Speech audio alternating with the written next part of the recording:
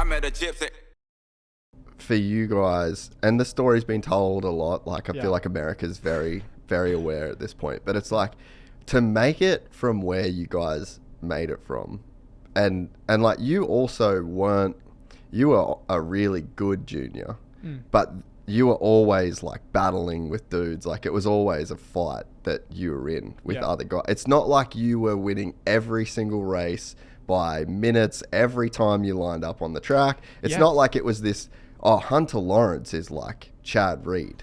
Yeah. You know what I mean? Like you were... I was when Mitch Evans and Wilson Todd weren't in the class. Because there would be 2 years we'd race and then 1 year like they'd age out of the age group. So then I'd have my year still in it because I was, that year or 2 years younger.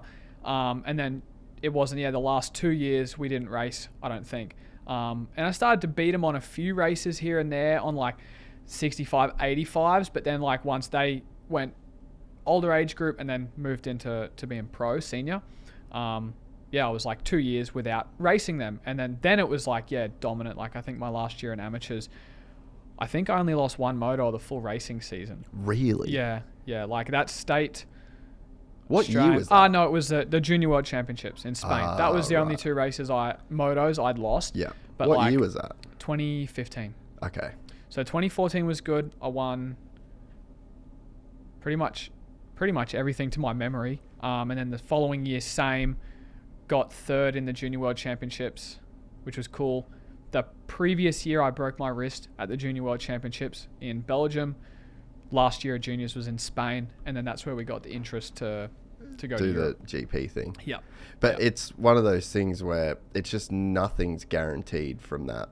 No. From where you know what I mean? No. It's not like there's people that are trying to pay for you to go do things. There's no teams that are picking you up and paying the way through. Like it's such an obscure place to do what you guys did. The roadmap before that, you had the Chad Reeds and you had those guys that went to Europe and did the Europe thing, but that was a long time ago in your picture, you know what I mean? Like the guys before you had to dominate the 450 class in Australia, and then get the maybe get a lights ride to go to Oz, to go to the US. So it's such an obscure place, and to do it from a very blue collar, like Aussie blue collar, your dad's a tradie, that's a different life than most people that end up doing this shit. No, you know absolutely. What I mean? And like we were very, I want to say fortunate. We had good support from sponsors and stuff, and that's in Australia. It's not, we don't get paid as an amateur like in the States here. Support was, here are your bikes. Here's like a parts budget so you can get some parts for free and stuff, and here's some sets of gear, and like that's like that's the top deal that's a that top you can get. deal for an amateur, right? So we were very fortunate to have support to be able to do it, that we didn't have to, only money we were spending was travel to the races and home, but at the same time, if we didn't have the results, you wouldn't have got that stuff. So for sure, fortunate. But it's funny, like you look back on it and they're like, oh, when did you like really know? And you're like, well, 2014, 15 was like good. 2013 was a good year. But like 2011 and 2012, like I'm thinking I'm working at Australia Zoo still. And then you look at that and you're like, well, okay, that's only like 4 years. But you're like, the 4 years feels like 8 years of progression and production and like growth. So it's kind of funny how fast it can happen.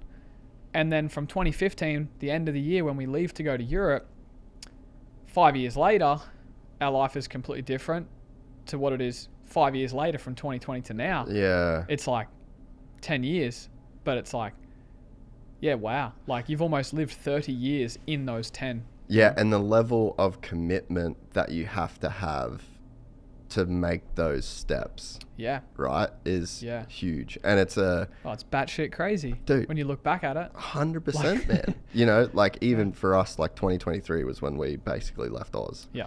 And it's just like everything's different. Every time you're starting from scratch, you got to buy carts, you got to figure out where to live.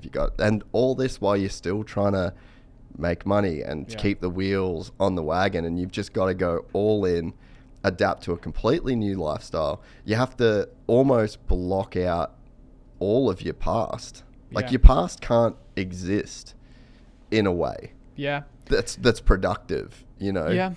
Yeah, it was... I mean, I was 15, just about to turn 16, or just had turned 16, I think. And I'm like, yeah, I'm good. I'll pack 2 gear bags, like, to leave Australia. Yeah, we're good. We're going. They're going to...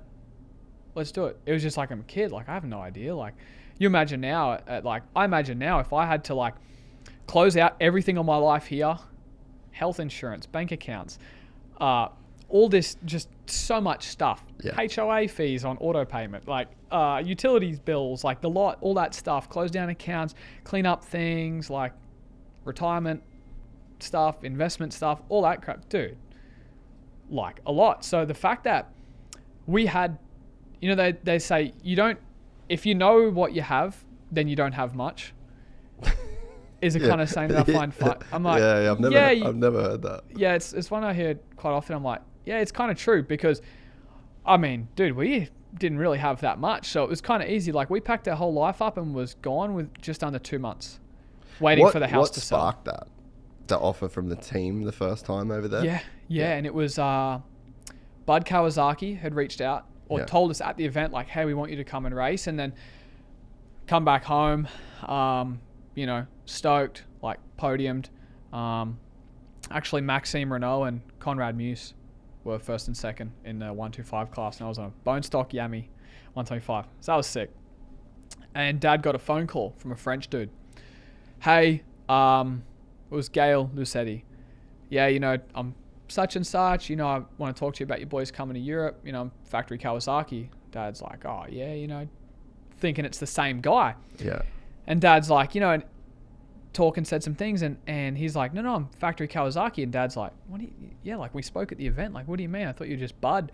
And he goes, no, like Factory. And Dad goes, who are your riders? And he's like, Jody Tixier, Dylan Ferrandis, and Thomas Covington. And he's like, oh, so you're a Factory? Yes. This is what I tell you. Yeah. And why didn't you say so? Yeah. And then Dad's like, oh crap, okay. Like, sure enough, a couple of days later, calling, here's an offer. And he's like, well, look, I have another son. Like, I don't want to split the family up. Okay, no problem. You know, Jet was he won the 65 Junior World Championship, like 5 Australian titles. Yeah. I call you back, dude, 2 days later. Okay, we take them both.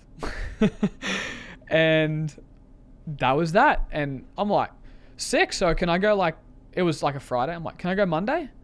And like, obviously they're like, whoa, like pump the brakes. We need like a contract to sign it and stuff like this. Yeah. Oh, I was sold, dude. Like, I was just like, this is incredible. Like, sick.